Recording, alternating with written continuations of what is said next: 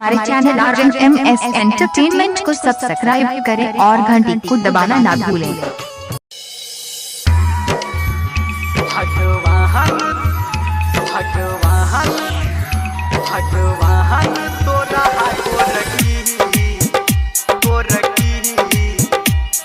अभी आप सुन रहे हैं धर्मेंद्र निर्मलिया को।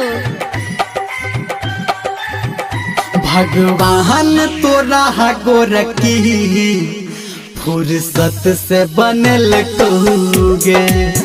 भगवान तोरा गोरकी फुर्सत से बनल कहूगे।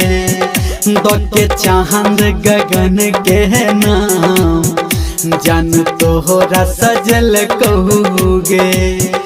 भगवान तोरा गोरकी फुर्सत से बनल कहूगे। भगवान तोरा गोरकी फुर्सत से बनल कहूगे।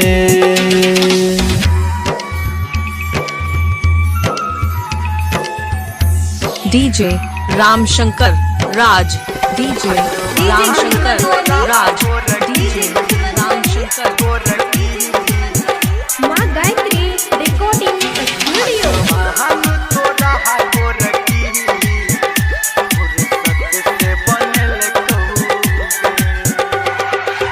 देख देख जादो तोरा जमाना हमारा बना ले अपन दीवाना।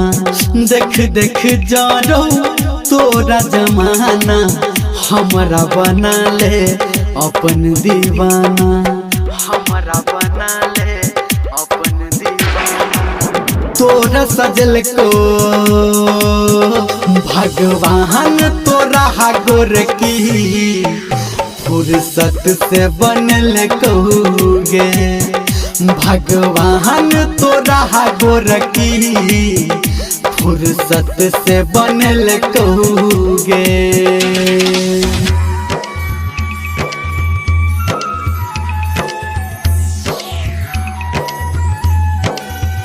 डीजे रामशंकर राज, डीजे रामशंकर राज, डीजे रामशंकर।